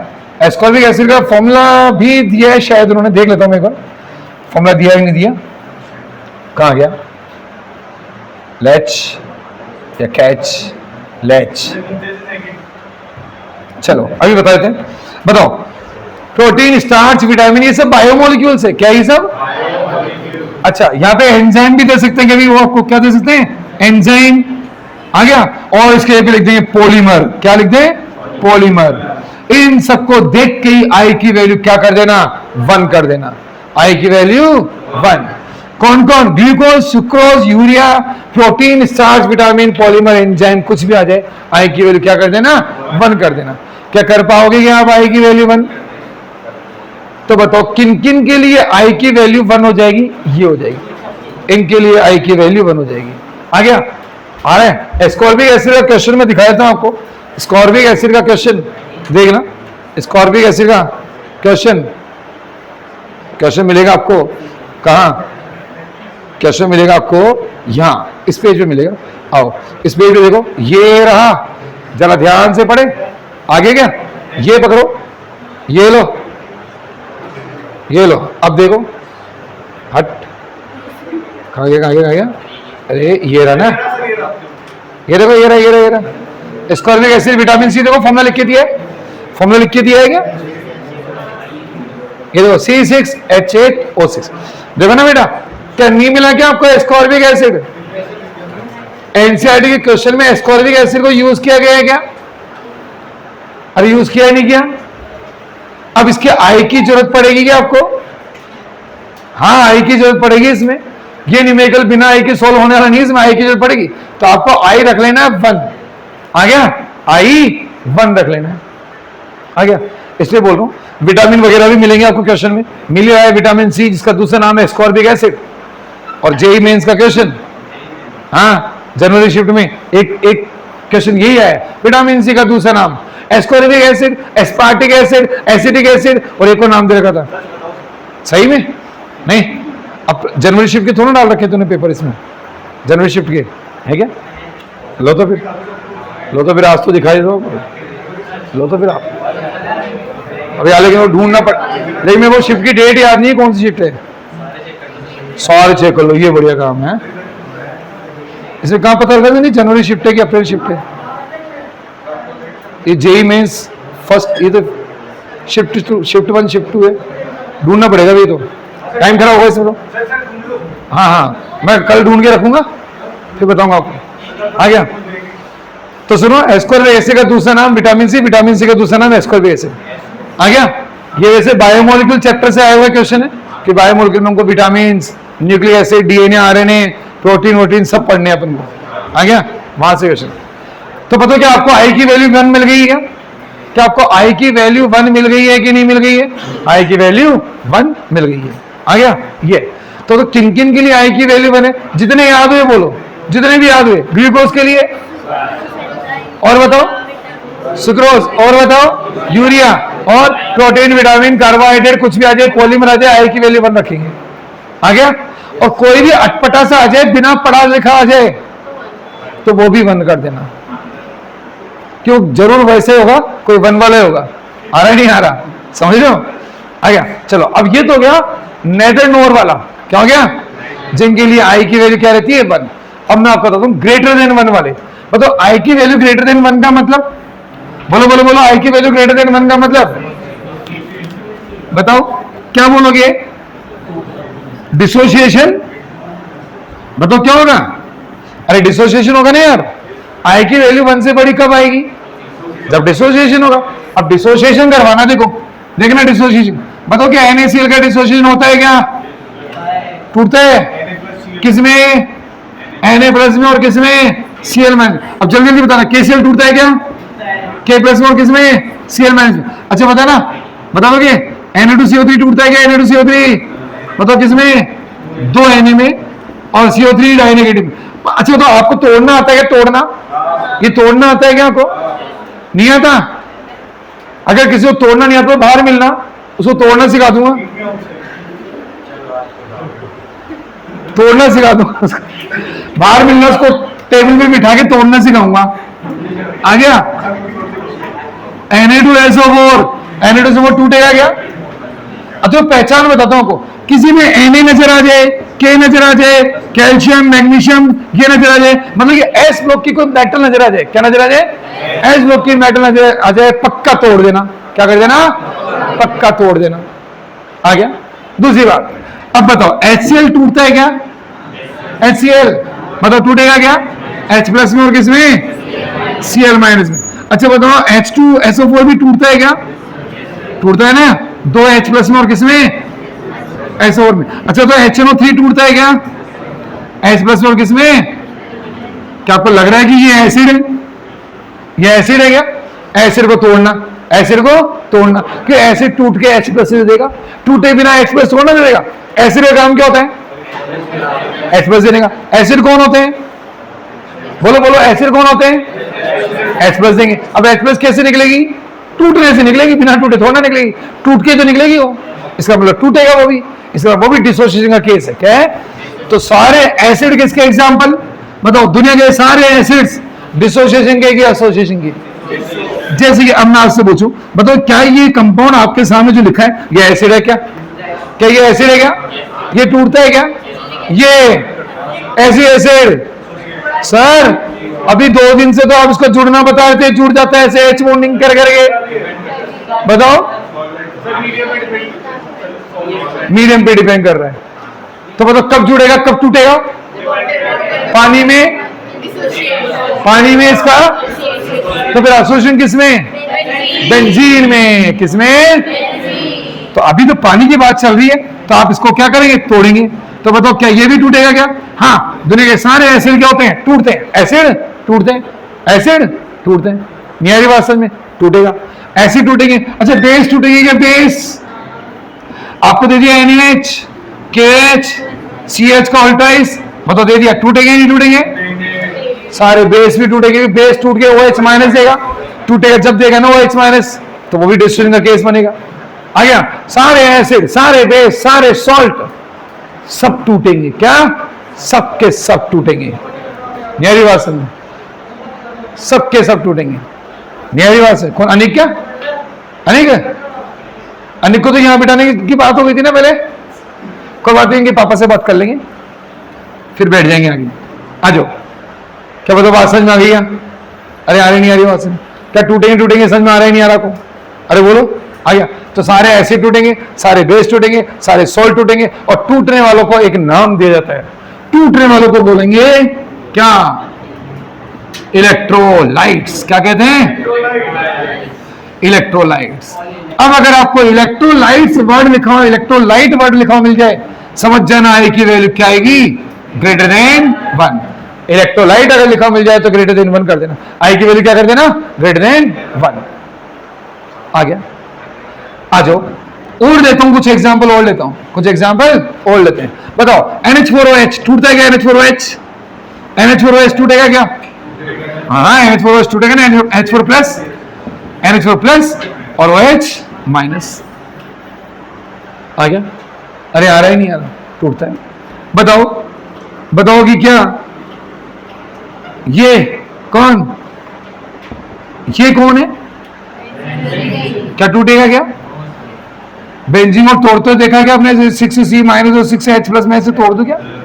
ऐसे तोड़ दो क्या? क्या बेंजीन टूटता है क्या? बेंजीन टूटता है क्या? बेंजीन क्यों नहीं टूटता?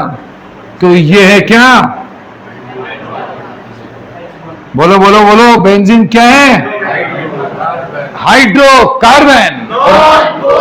अब हाइड्रोकार्बन नॉन पोलर तो होते ही है, और साथ ही साथ नॉन इलेक्ट्रोलाइट भी होते हैं। क्या होते हैं? तो बताओ, नॉन इलेक्ट्रोलाइट टूटेंगे क्या? क्या बताओ, नॉन इलेक्ट्रोलाइट टूटेंगे क्या? नॉन इलेक्ट्रोलाइट का डिसोसिएशन भी नहीं होता, और नॉन इलेक्ट्रोलाइट का एसोसिएशन भी नहीं होता। आ गया? तो इनके केस में भी आई की वैल्यू क्या चलेगी? 1 चलेगी। अब क्वेश्चन में लिखा हो जाए नॉन इलेक्ट्रोलाइट। अब क्वेश्चन में कैसे लिखा होगा?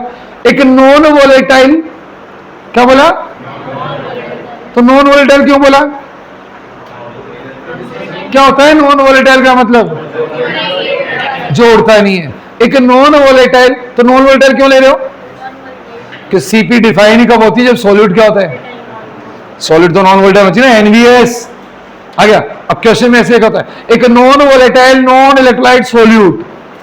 जैसे क्वेश्चन में क्या लिखा हो मिला? Non volatile non electrolyte solute. अरे क्या लिखा? देखो क्या लिखा? Non volatile non electrolyte solute लिखा हुआ मिला, तो समझ जाना आई की वैल्यू क्या कर देना? आई की वैल्यू 1 कर देना। आई की वैल्यू 1 कर देना। ये लो, ये देखो, ऐसे लिखा हुआ मिलता है। क्या लिखा हुआ मिलेगा? ऐसे मिलेगा। देखो, ये देखो, ये आ गया। लो देखो, ये तो क्या नॉन वोलेटाइल लिखा हुआ मिला है, यहां भी नॉन वोलेटाइल मिला हुआ है, कहीं पे नॉन वोलेटाइल नॉन इलेक्ट्रोलाइट भी मिलेगा आपको। देखो देखते हैं, नॉन वोलेटाइल नॉन इलेक्ट्रोलाइट कहाँ है? नॉन वोलेटाइल ये 15 नंबर में नॉन वोलेटाइल ही है। सब जगह नॉन वोलेटाइल ही कह रहे हैं, इलेक्ट्रोलाइट नहीं कह रहे हैं। Non volatile non electrolyte. एक मिनट देखते हैं, एक बार नेक्स्ट पेज पे देखते हैं, यहाँ है क्या कहीं? नॉन वोलेटाइल नॉन इलेक्ट्रोलाइट अंदर होगा, फिर इंटेक्स्ट क्वेश्चन में कहीं होगा। चलो देखेंगे, नॉन वोलेटाइल नॉन इलेक्ट्रोलाइट। तो समझ जाना कि नॉन वोलेटाइल के साथ नॉन इलेक्ट्रोलाइट लिखा हुआ मिलेगा, तो आई की वैल्यू कितनी चलेगी? 1 चलेगी। यहाँ तो क्या नॉन वोलेटाइल लिखा हुआ है।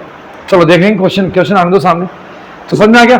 तो नॉन इलेक्ट्रोलाइट्स के लिए आई की वैल्यू क्या करना? 1 आ गया। अब बताओ आई की वैल्यू किस किस के लिए 1 कर दोगे? ग्लूकोज के आई की वैल्यू, फ्रक्टोज के, सुक्रोज के, माल्टोज के, जिनकी ओज आ रहे हैं ना, ओज, ग्लूकोज, सुक्रोज, माल्टोज, फ्रक्टोज, उनके लिए तो आई की वैल्यू पहले 1 कर देना। आ गया। प्रोटीन के लिए आई की वैल्यू, कार्बोहाइड्रेट के लिए, विटामिन के लिए, पॉलीमर के लिए, यूरिया के लिए, और नॉन इलेक्ट्रोलाइट लिखा हुआ आ गया तब भी 1। क्या आई की वैल्यू 1 किन के लिए करनी है? अच्छा भाई, आई की वैल्यू ग्रेटर देन 1 किन के लिए करना? इलेक्ट्रोलाइट्स के लिए। इलेक्ट्रोलाइट कौन होंगे? जो टूटेंगे। अब टूटता कौन है? एसिड टूटते हैं, बेस टूटते हैं, सॉल्ट टूटते हैं, और या फिर कंपाउंड आयनिक हो, जैसे कि आपको पता चल जाए किसका कंपाउंड है, एस ब्लॉक की मेटल कंपाउंड, NaKCl Mg इनके कंपाउंड है, वो भी टूटेंगे। आ गया समझ में? अरे क्या बताओ आगे क्या? अब तो टूटने वाले समझ में आ गए, नहीं टूटने वाले भी समझ में आ गए, जुड़ने वाले, एसोसिएशन वाले समझ में नहीं आए। अच्छा, एसोसिएशन का कोई भी एक एग्जांपल है क्या आपके दिमाग में? आपने देखा कि कोई एसोसिएशन होता है? बताओ एक एग्जांपल बताओ। करवाए ना एसिड एसिड का बेंजीन में, एसिड एसिड बेंजीन में एसोसिएट हो रहा था क्या? एसिड एसिड बेंजिक एसिड यानी कि सारे कार्बोक्सिलिक एसिड COOH जिनके फॉर्मूले में क्या आ रहा है? COOH, वो सब बेंजीन में क्या होते हैं? एसोसिएट होते हैं। क्या होते हैं वो? एसोसिएट होते हैं। वैसे और बताओ एग्जांपल, और बताओ। इसके अलावा एग्जांपल आपको याद करने की जरूरत नहीं। देखो एसोसिएशन का काम बहुत लिमिटेड है, एसोसिएशन की जानकारी क्वेश्चन से लग जाएगी। और एक एग्जांपल याद कर लो, कौन सा वाला है? ये वाला कार्बोक्सिलिक एसिड वाला। बताओ कार्बोक्सिलिक एसिड किस में आ जाए? बताओ कार्बोक्सिलिक एसिड जब किस में आ जाए? वाटर बेंजीन में। अगर कार्बोक्सिलिक एसिड आ रहे हैं किस में? देखो ये देखना, बस क्या देखना? ये देखना और देखना कि बेंजीन में है क्या, बेंजीन में या फिर CCl4 में, इस तरह के मतलब नॉन पोलर सॉल्वेंट होना चाहिए। अगर इनमें है तो ये एसोसिएट होगा, और एसोसिएट होकर क्या बनाता है? डाइमर। क्या बनाता है? डाइमर।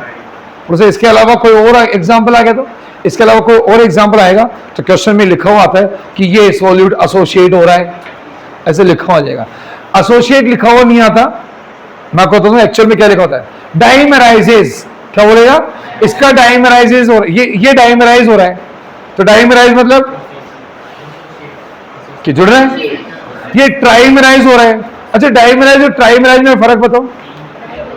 डाइमराइज में 2 जुड़ रहे हैं, ट्राइमराइजेशन में, और मान लो 4 जुड़े तो उसका क्या नाम रखूं? टेट्रामराइजेशन। और मान लो बहुत सारे जुड़ते हैं तब क्या? तब बनता है पॉलीमर। तब क्या बनता है? पॉलीमर। तो एसोसिएशन की इंफॉर्मेशन क्वेश्चन से मिल जाती है, या तो क्वेश्चन में साफ लिखा होता है कि ये एसोसिएट हो रहा है, वो हो रहा है। ये नहीं होता, ऐसी भाषा आएगी, कैसी लैंग्वेज आएगी? डाइमराइज हो रहा है, डाइमराइजेशन हो रहा है, इसका ट्राइमराइजेशन हो रहा है। और नहीं फिर एक एग्जांपल, फिक्स एग्जांपल याद रख लो, कौन सा ला? ये वाला, कार्बोक्सिलिक एसिड बेंजीन में, कार्बोक्सिलिक एसिड बेंजीन में, तो वो भी एसोसिएशन का केस है। और तब फिर आई की वैल्यू क्या आएगी? Less than 1। क्या बताओ, अब आपको पता रहेगा क्या? जो आपके मन में डाउट था कि सर कि मुझे कैसे पता चलेगा कि किसका एसोसिएशन हो रहा है और किसका डिसोसिएशन हो रहा है? क्या बताओ आप पता कर पाओगे क्या किसका एसोसिएशन और किसका डिसोसिएशन? इसका पता आप थोड़ी ना कर पाओगे, बोलो कर लोगे क्या पता? आ गया? तो आई की वैल्यू किसके लिए ग्रेटर देन 1 होगी, किसके लिए लेस देन 1 होगी? कर पाएंगे या नहीं कर पाएंगे? वो कहाँ गई यार। चलो आ गया। तो नोट्स में देखो, अब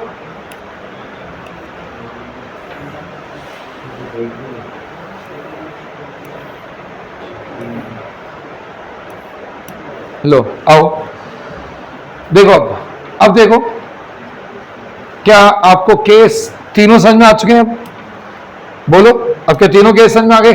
बताओ आई की वैल्यू 1, इसका मतलब, अरे आई की वैल्यू 1 मतलब जब डिसोसिएशन एसोसिएशन कुछ नहीं हो रहा।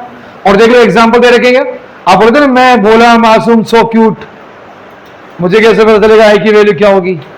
तो देखो ग्लूकोज के लिए, सुक्रोज के लिए, यूरिया के लिए बेंजीन आ जाए, हाइड्रोकार्बन आ जाए, नॉन न्यूट्रलाइट आ जाए, बायोमोलिक्यूल्स में कुछ भी आ जाए, प्रोटीन, विटामिन, पॉलीमर, सबके लिए 1 नहीं आया। अब आप बोलते सर डिसोसिएशन की जानकारी बताओ, तो डिसोसिएशन के एग्जांपल में देखो क्या लिखा है? सारे दुनिया के क्या इलेक्ट्रोलाइट्स। अगर आपको इलेक्ट्रोलाइट पहचान में नहीं आ रहे तो फिर ऐसे लिखा करो, acid, base and salt. Acid, base और सॉल्ट ये सब क्या होंगे? डिसोशिएट होते हैं। Acid, base, salt. तो क्या होगा, कई बार आपको एसिड पता होता है लेकिन आपको ये नहीं पता होता कि ये इलेक्ट्रोलाइट है क्या, तो उससे पता चल जाएगा। आ गया? तो लिख लो एसिड, बेस, सॉल्ट सब क्या होते हैं? डिसोशिएट होते हैं। मेरी बात समझ में आ गया? और एसोसिएशन का एक ही एग्जांपल याद करना है, बाकी की इंफॉर्मेशन क्वेश्चन से मिल जाती है, क्वेश्चन की लैंग्वेज से मिल जाती है। डाइमराइजेशन हो रहा है, इसका एसोसिएशन हो रहा है, ऐसे करके। बताओ क्या ये बातें समझ में आ गई है? क्या हो बेटा?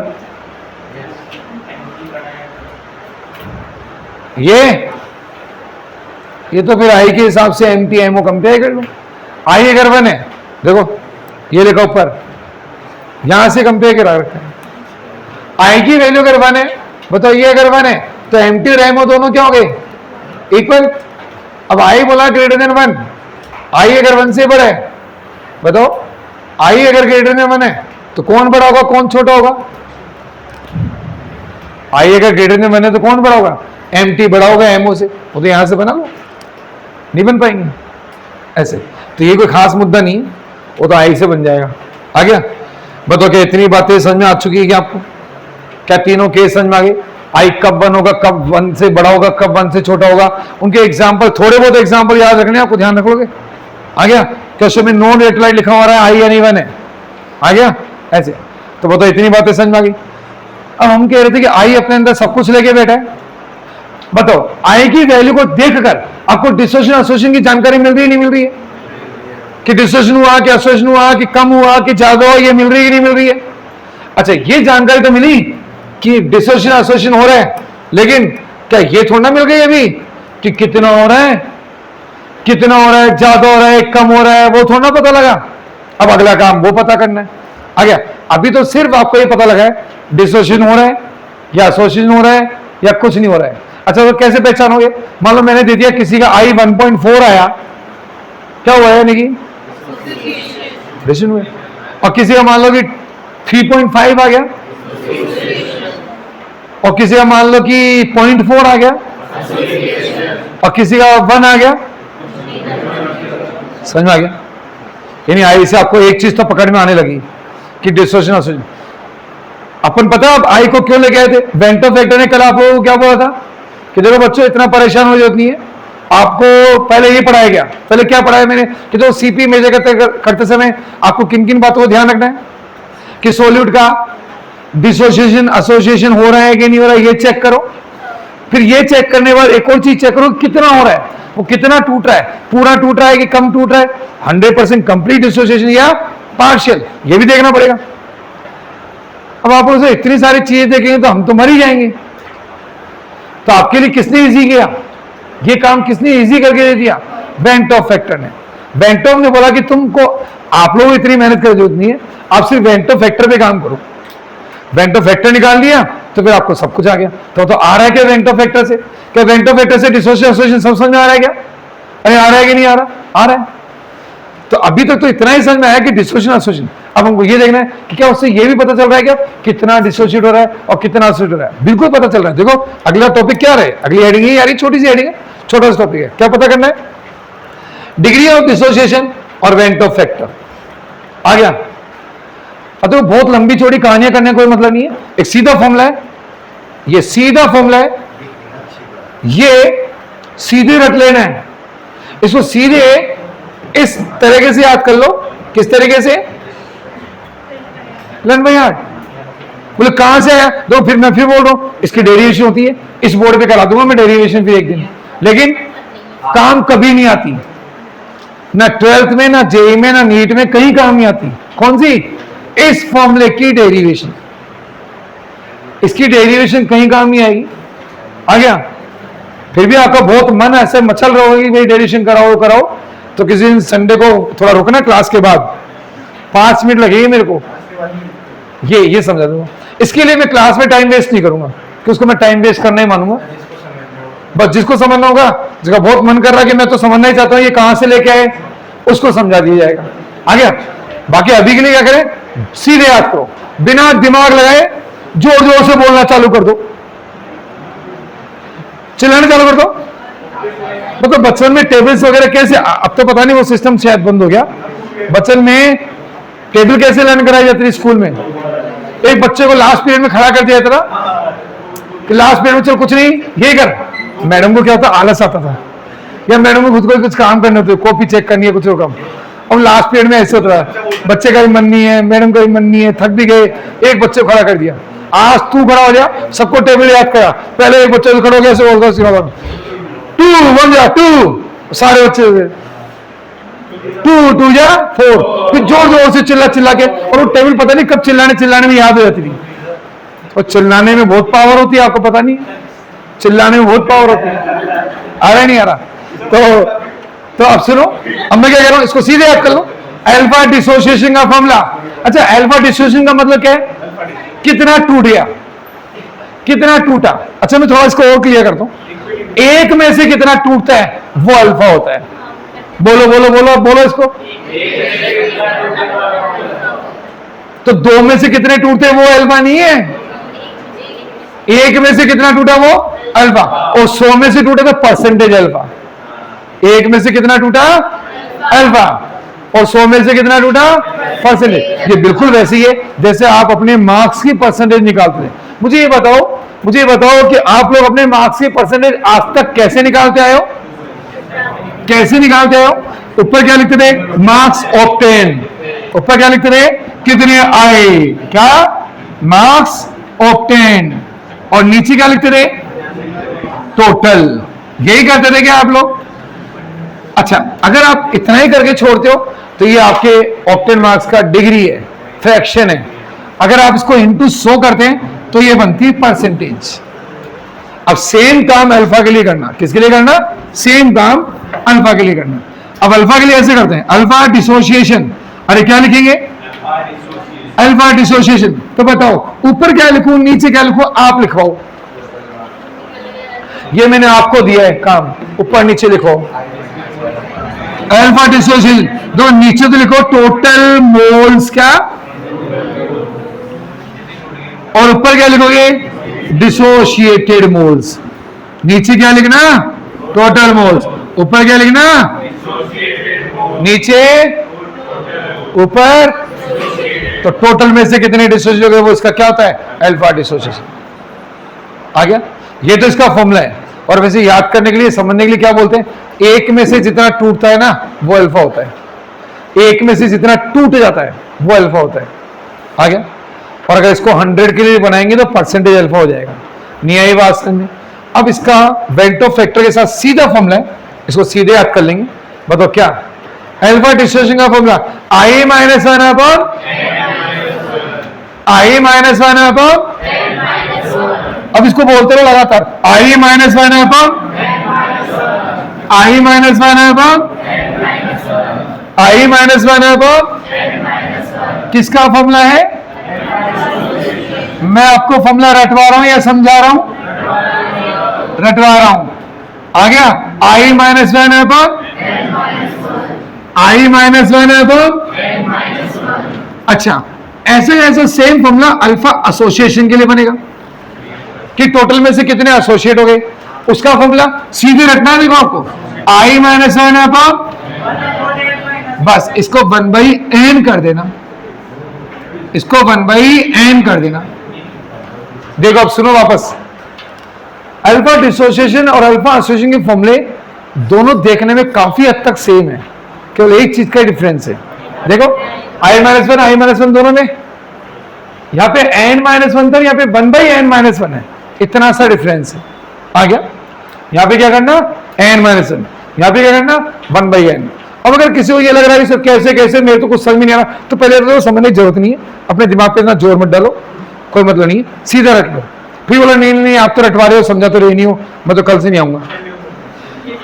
आ गया? तो जिनका अगर बहुत मन कर रहा है समझने का तो रुक जाना, उनको समझा देंगे। आ गया? उनको समझा देंगे कैसे आया। लेकिन मैं फिर बोल रहा हूं, ये समझाओ कहीं काम नहीं आएगा, आपके कहीं काम नहीं आएगा। समझाओ सीधे ये फॉर्मूला काम आएगा, तो सीधे रख डालो इसको। क्या करो? ठीक है। अब मैं आपको क्या कह रहा हूं, हम तो ये देख रहे हैं कि आई के अंदर अल्फा है क्या? यहां तो अल्फा के अंदर आई ढूंढना है। आप अल्फा के अंदर आई ढूंढने जा रहे हैं, आई के अंदर अल्फा ढूंढना है आपको। आई के अंदर अल्फा निकालो, तो फिर आई के टर्म्स में तैयार करो इसको। तो करो इसको आई के टर्म्स में। देखो आई के टर्म्स में इसको तैयार कर रहा हूं, 1 प्लस अल्फा या n माइनस 1 अल्फा। वो तो मैंने इसको आई के टर्म्स में तैयार कर दिया, लेकिन आपको थोड़ा समझ में आया? आ गया? अरे आगे क्या? अब मैं आपसे पूछता हूं, देखो 1 तो है ही, और साथ में कुछ ना कुछ तो प्लस हो ही रहे। अरे कुछ ना कुछ तो प्लस हो ही रहे, तो इसकी वैल्यू हमेशा क्या आएगी? 1 से बड़ी आएगी। 1 से क्या आएगी? बड़ी आएगी। नहीं आई बात समझ में? आ गया? बाकी इसका एग्जांपल लेकिन तो और क्लियर हो जाएगा। बताओ ये आई के अंदर अल्फा मिली है क्या आपको? बताओ आई के अंदर अल्फा है क्या? लेकिन मैं क्या कह रहा हूं, ये वाले फॉर्म में याद करना थोड़ा सा मुश्किल रहता है, ये वाला फॉर्म इजीली याद हो जाता है, तो याद ऐसे कर लो, बाकी बनाना पड़ता है ऐसे बना लेना। और तो याद क्या करोगे अल्फा डिस्ट्रीब्यूशन का formula, I minus N upon N minus I minus 1 upon, अच्छा सेम फॉर्मूला जो ये वाला बना। अब देखो मैं एसोसिएशन के लिए बनाता हूं, तो ये अल्फा डिसोसिएशन थी। अब अगर मैंने ये बनाया तो मैं कुछ उसको देखूंगा ही नहीं, मैं बस इसको देखूंगा। एन को क्या कर देंगे 1/n, और ये अल्फा यहां लिख देंगे एसोसिएशन, यहां एसोसिएशन लिख देंगे। डिसोसिएशन और एसोसिएशन के फॉर्मूले में सिर्फ कितना से डिफरेंस है, एक में n होता है, एक में 1/n होता है। n किस में होता है, डिसोसिएशन। 1/n किस में होता है, क्योंकि एसोसिएशन में पार्टिकल कम हो जाते हैं इसलिए 1/n में चल रहा है, और डिसोसिएशन बढ़ जाते हैं इसलिए वो n के टाइम्स में चल रहा है, n टाइम्स चल रहा है। नहीं आया तो बताओ अल्फा डिसोसिएशन अल्फा एसोसिएशन का फॉर्मूला आ गए सर। लेकिन एक बार ये n क्या है तो समझाओ। n बता देता हूं आपको, n है जैसे NaCl कितने में टूटा, बताओ NaCl कितने में टूटा, NaCl 2 में टूटा क्या, तो इसके लिए n की वैल्यू 2 आ गया, आ गया। एक बार जल्दी से 2-4 के बता दो KCl के n की वैल्यू, KCl के लिए n, अच्छा बताओ K2SO4 का n, K2SO4 का 3, 7 नहीं हो गया, 2 तो K, 1 सल्फर, 4 ऑक्सीजन, ऐसे तोड़ते हो या पूरा सल्फेट एक अकेला टूटता है, सल्फेट एक अलग होता है, सल्फेट एक पूरा एक अलग आयन है, सिंगल आयन। तो एक सल्फेट और 2 क्या, तो बताओ K2SO4 के लिए n की वैल्यू कितनी 3। अच्छा बताओ Al2SO4 होल थ्राइस का n 5 आ रहा है क्या, अरे बोलो क्या बताओ, आप इसका बता सकते हो क्या CaCl2 का n, CaCl2 का n 3 कितने में टूट रहा है, 3 में टूट रहा है। अरे कितने में टूटा, 3 में। अच्छा एक बार इसका बताओ, किसका, इसका बता दो, लो एक बार इसका बता दो, K2SO4 डॉट FeSO4 डॉट 6, चलो इतने का बता दो, इसका बताओ। ये जुड़ा हुआ है पूरा कंपाउंड, ये कितने, यहां से कितने 3, यहां से कितने 2, टोटल मिला के 5। अच्छा एक और देता हूं, K4FeCN6, इसका बहुत ध्यान से समझो। ये जो स्क्वायर ब्रैकेट वाला पार्ट है ना, इसके टुकड़े नहीं होते, तो ये पूरा 1 काउंट करना, और बाकी बाहर कितने 4, तो ये कितनों में टूटा, 5 में टूटा। नहीं आ रही बात समझ में, अरे आ रहा है कि नहीं आ रहा। अब मुझे एक बात बताओ, ये n समझ में आ गया, डिसोसिएशन का n समझ में आ गया, कितनों में टूट गया, अरे कितनों में, एसोसिएशन का n आता है आपको, कितने जुड़ गए, एसोसिएशन का n का मतलब कितने जुड़ गए। बताओ इसके लिए n की वैल्यू बताओ, n बताओ, अरे 2 कितने जुड़ रहे हैं, तो 2, 3 जुड़े तो, मान लो कि आपको ऐसे बोला ये तो 2a से A2 हो गया, मान लो 3a से A3 बन गया। अब बताओ n की वैल्यू, n की वैल्यू 3। अब मान लो 4a से A4 बन गया, अब बताओ n की वैल्यू, n की वैल्यू 4। बताओ एसोसिएशन के n को कैसे डिफाइन करोगे, कितने जुड़ने में इन्वॉल्व हैं, कितने एसोसिएशन में इन्वॉल्व हैं, वो n है। और डिसोसिएशन का n, टूटने के बाद कितने पार्टिकल आ गए, कितनों में टूटा, वो टूटने का n, कितने जुड़ गए, वो जुड़ने का n आ गया। बताओ कितने जुड़ रहे हैं, कितने जुड़ रहे हैं, कितने जुड़ रहे हैं। अच्छा 2 के जुड़ने को ये बोलते हो क्या, 2 के जुड़ने को क्या बोलोगे, अरे 2 के जुड़ने को, 3 के जुड़ने को ट्राइमराइजेशन, और 4 के जुड़ने को टेट्रामराइजेशन। अरे आ रहा है क्या। अब क्वेश्चन में ऐसे लिखा गया, एक सॉल्यूट का टेट्रामराइजेशन हो गया, एक सॉल्यूट का क्या हो गया,